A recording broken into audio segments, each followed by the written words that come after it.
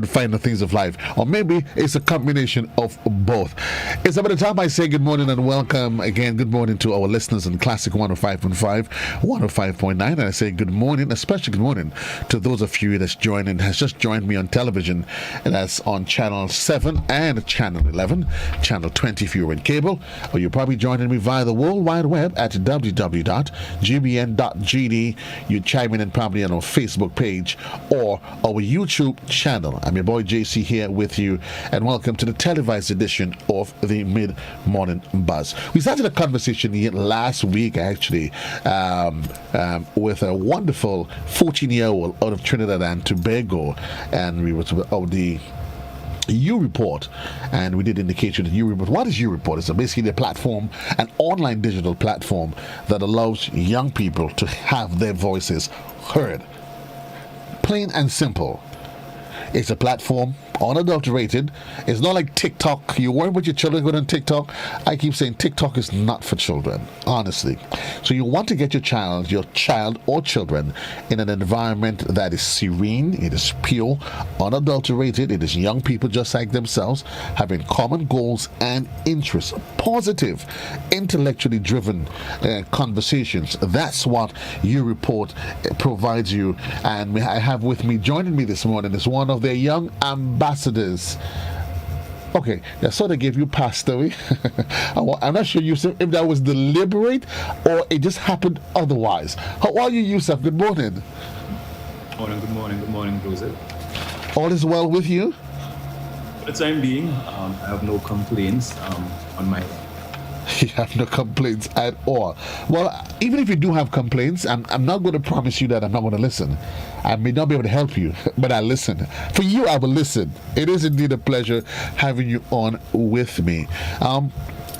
You're a U Report ambassador, and I know last week we started that conversation with one of your colleagues, quote unquote, out of Trinidad, Priyanka.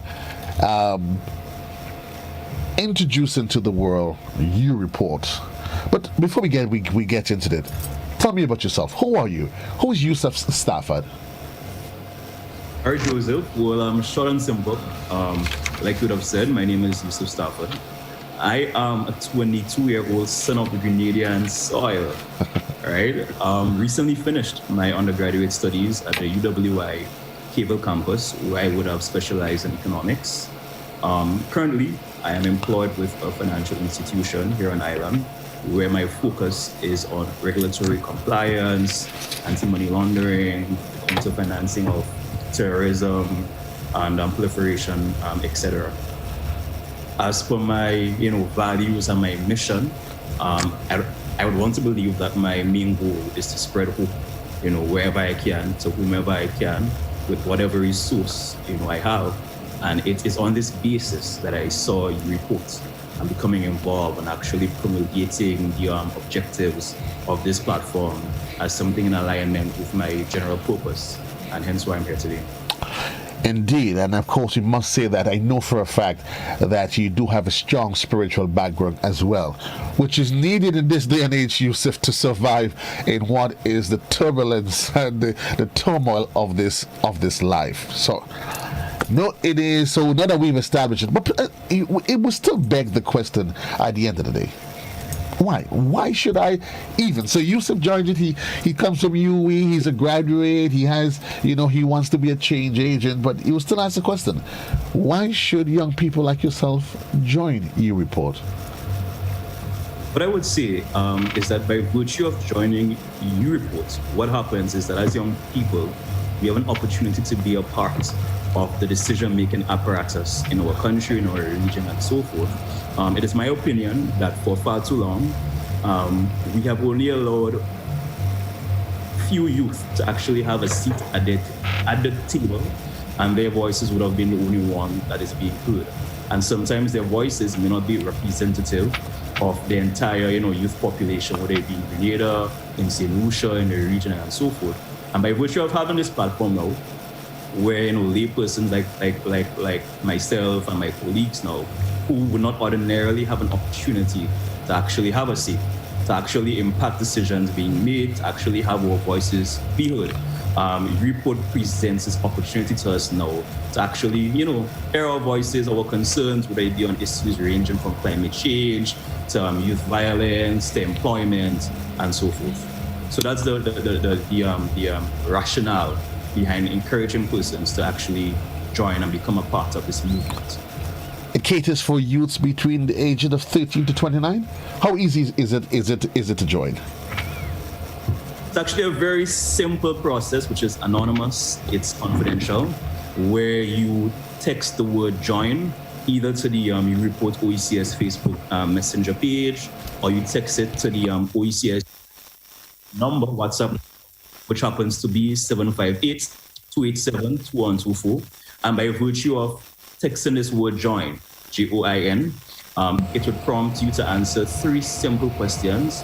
A question about your age to ensure you actually fall within the confines of this age parameter of 13 to 29. It prompts you a question about your gender, and then finally about your country of residence and specifics in terms of your parish and so forth.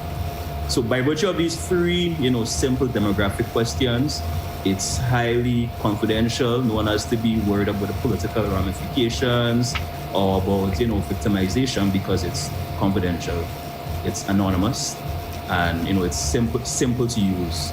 Yeah. But why do you say that, Yusuf? I know there'll be the naysayers. I'm not necessarily naysayers. So also the adults, parents, that are a bit cautious as to what sort of platforms that their children they're allowed to join. What would your response to them be in terms of its safety and everything?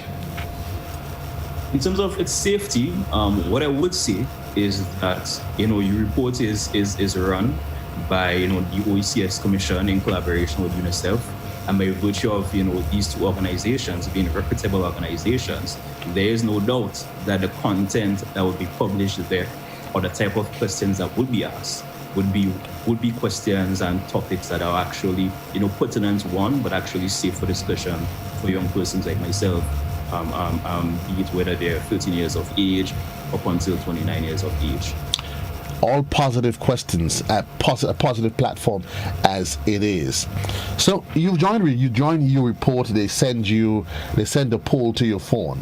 And let's talk about one of the more recent polls that you've engaged in that is relevant right now, that of climate change. What was the response to those polls? Well, from the issue of climate change, the majority of respondents who actually participated in this poll, they actively saw, or it was general consensus, that climate change is a major issue that we are faced with as a region and as young persons.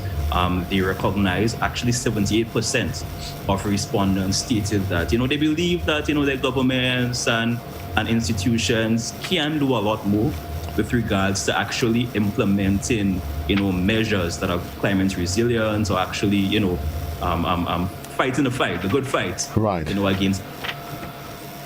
And then they went on to give, policy recommendations, on the levels of, government, whether it be through private sector regulation, as well as policy recommendations on the community level as to what can be done and what suggestions the youth have in terms of how we can effectively combat the issue of climate change. How important is it, a topical issue like climate change, Yusuf? How important, how critical is it that young people get an appreciation for its impact? Because there are those, not just young people, there are still those, the naysayers, the doubters that say that climate change is a hoax. Right. For me, as well as what I would tell young persons, is that the reason why climate change is even a more important issue for us is that, we are the ones, who would be inheriting the earth in a few years. We're the ones who would be expected to live on for 10, would they be 70 years, 80 years, 90 years. Right. And, in most cases, current government officials, current policy makers, current business owners may not even be alive. And therefore the impetus exists for young persons to actually, to actually share their views, to actually campaign, to actually ensure that governments and agencies actually take the issue of climate change seriously, because it is one that affects us directly So although they may not see the effects of climate change within their lifetimes, we definitely would see it, and therefore, the responsibility rests with us to ensure that everyone does their part in combating this crisis. So you've completed the poll. What happens with the data that is gathered? Right. So the data, must I say, would be classified into quantitative as well as qualitative data. And this data now is analyzed in real time. And we have statistics that is published on the Report OECS website, which can be easily accessed by reporters, by young persons, and so forth. But in addition, and more profoundly, these statistics and these, the information garnered from these polls would then be funneled to governments, to government agencies, to private sector institutions, so that their decision making would be, informed as to the opinions of youth with regards to these respective topical issues. Before we get into some of the, sorry, go ahead. You're saying yes. Might I add? I do also think that the report also, provides a benefit in the sense that it may also be able to inform community-led organizations or groups, such as whether it be CYEN or Car Community Ambassadors, or whether it be Rotary, Lions Club, Leo, as the issues youth face, to recommendations made by youth themselves, and thus these community institutions, groups, would be better positioned to assist us in actually, attaining and acquiring our needs and wants. And the platform it is published is one that is open. There's transparency to it.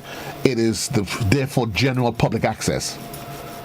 It's transparent. Anyone can access it.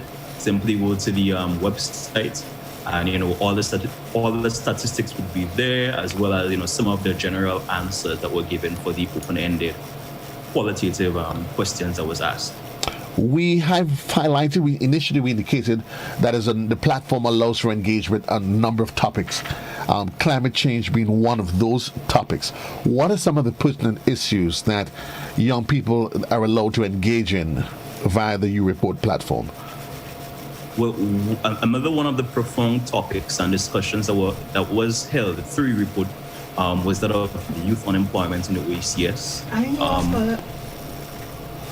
All of the youth who took part in these polls, actually 100% of these youth, must I say, identified youth unemployment as a major issue in terms of what hinders the job search. I believe 33% would have posited that a lack of opportunities as well as a lack of experience were reasons that would have hindered the job search. And then, as always, we open up the floor for any policy recommendations and to be made by these young persons who actually engage the platform to give in terms of how we can, diminish the effects of youth unemployment in the OECS.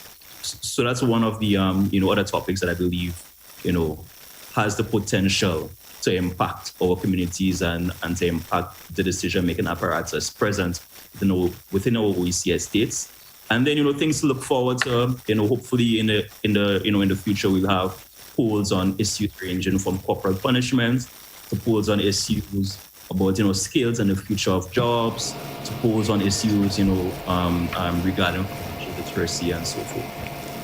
There's often the challenge, the concern that climate change, people may say, well, that doesn't affect me here. It affects somebody in a different territory. The issue of violence, crime, it doesn't affect me, and as such, I don't have any reason why I should get involved or add my voice to any platforms. It's not my problem. Well, it's my opinion that, I actually don't believe that, a young person in this day and age living in the Caribbean, where we've had so many instances of hurricanes and natural disasters, would be one to think that climate change does not impact us, especially given the intensity that these, natural disasters have been occurring with. But, to that end, it's still important to encourage young persons to still get involved, no matter if they see the risk directly associated with some of these topics we're discussing. So, for instance, most persons would not ascribe importance to violence until some love, violence happens to a particular person. And I don't want to be the bearer of bad news, but until we recognize that these risks do not exist in a silo, until we recognize that these risks can happen to any one of us, it's until then that we'll actually be proactive, advocacy, proactive in actually getting involved, on matters like these. And it's a very pertinent point that you make, and it's not just something that touches and concerns young people. I think human beings, that's how we are. We never seem to see the bigger picture in many cases until it hits our doorstep.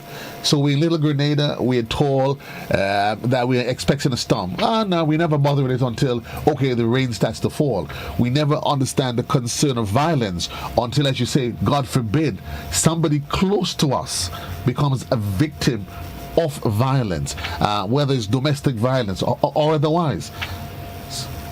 And just to add, Joseph, even our context here in Grenada, it took the passage of Hurricane Ivan to actually get us to be more proactive in our approach, in our opinions and views. True. To disaster.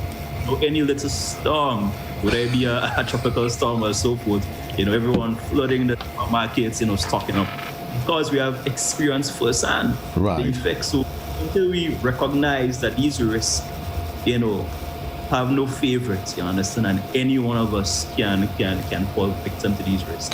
I think it's only in that context that we'll be able to appreciate, advocacy work that seeks to actually, fast track, actions against climate change and so forth. And I'm sure you would agree, Yusuf, that the idea of this matters surrounding climate change and violence isn't to put us in a sense of panic or fear, but for us to be actively informed as to how we can become change agents.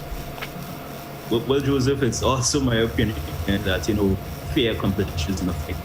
It's a matter of us identifying and actively recognizing that these risks actually exist, and us sitting down together, whether it be through the report platform that may give us an opportunity to actually give suggestions and recommendations as to how we think, this issue of climate change or violence can be solved, so that we can develop policies on the highest level, to rectify the same. Let me ask you a bit, final question though. We're going off the script just a bit, but I think it's right down your alley. COVID as it is, we live in COVID-19 is here, and it's an ever-present threat. Actively, adults, young people, very often people take a very nonchalant approach to it. I want you to speak to young people as it is, as it pertains to playing their part in being an active part of the solution, so that our lives as it is can go back, as I say, quote unquote, to normal, or the new normal. As a young, because at the end of the day, you would agree, COVID is not just for today; it is for tomorrow. What would you say to a young person? What I would say to a young person is that it's important for us to recognize that COVID affects our life, tremendously. Whether it be through the education system, whether it be through our ability to actually find gainful employment, as opposed to an older person who may already have a permanent job, working for years, so probably working from home is an option that they can to live with. Persons, the environment in which we live within, especially in this day and age, is extremely dynamic.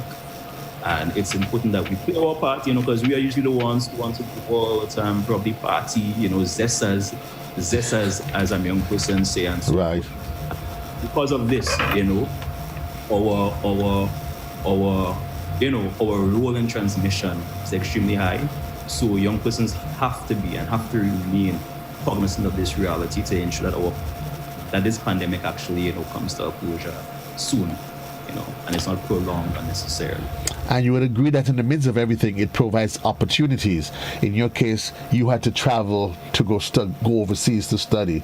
Now, every time I open my inbox, Is a university asking me to join an online course, do this. It has ushered in a new paradigm, hasn't it? Well, I would say it has ushered in a new paradigm, but in the same breath, Joseph, I mean, it would be remiss of me if I could not mention that, humans being social beings, sometimes interacting through a screen is not the same effect.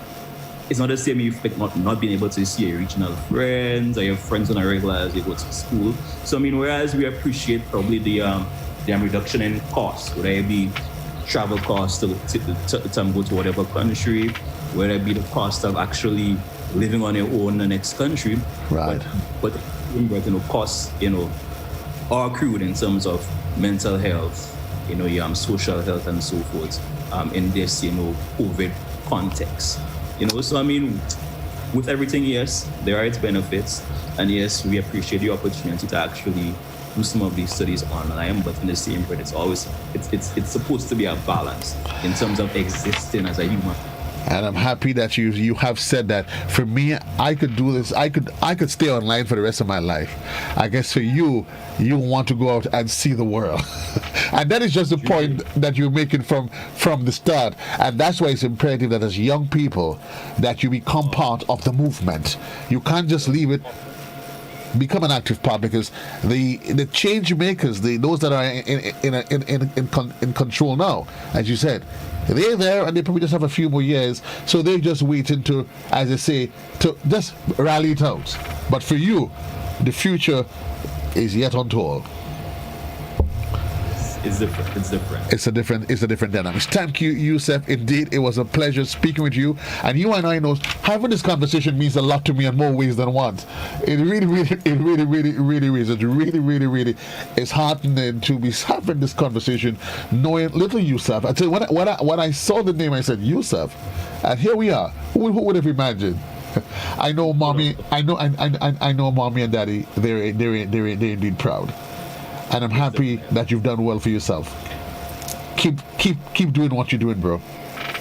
Thank you, Joseph, and thank you for having me here today. Thank you for accepting the invitation. That was Yusuf Stafford, our You Report ambassador. You Report, a digital platform that provides young people with the opportunity to have an active voice. Easy to join. All you have to do to become a member, join the OECS now. Easy to do. You WhatsApp join to the number 758-287-2124, and you follow You Report OECS online to have your say.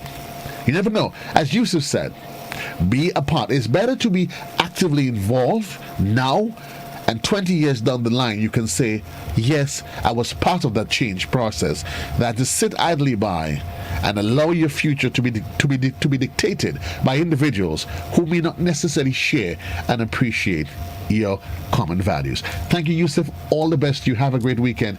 You take care, my dear sir. 22-year-old Yusuf Joseph, You Report ambassador. Certainly want to encourage parents to get your children involved. You Report, it caters for children between the ages of 13 and 29, and certainly it gives them a platform where you can get involved with young people like yourself. And that's what's good about it. This is not a general platform where there are people who literally are not within your age demographic. This is young people. So whatever the concerns are, it is young people, or young persons like yourself, that is actively involved and wanting to become a positive agent of change. So long, everybody. Peace and love to you. JC loves you. 25 minutes gone past the hour. Indeed, it was a pleasure being here with you. Timon, yes, I am right. I'm sending you by television viewers back to Master Control for your regular programming. For those of you that is on radio, I continue here with you. The journey continues up until 12 midday. We'll take a quick commercial break, and we're going to be right back right here on Classic.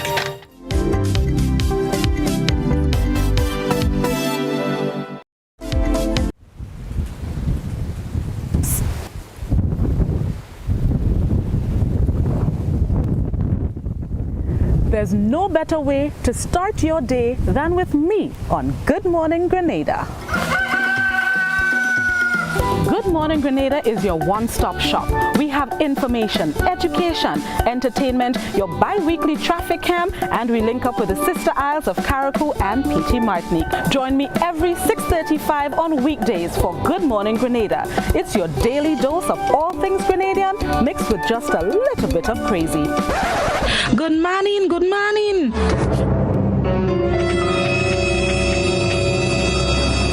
I said just a little bit of crazy. I tell all of the thing that's take me. Good Morning Grenada, 6:35 a.m. on weekdays, available on all GBN platforms. Start your morning off right.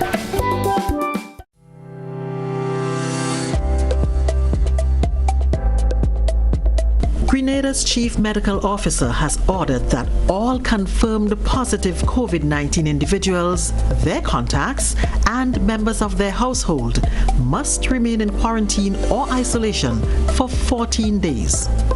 Anyone who fails to comply with this order will be in breach of the Public Health COVID-19 Regulations 2020 and is guilty of an offense. Upon summary conviction, that person will be liable to a penalty of up to $10,000. A message from the Ministry of Health. JBN Television News at 7, a pulse on all things Grenadian. Look out for our new features through expanded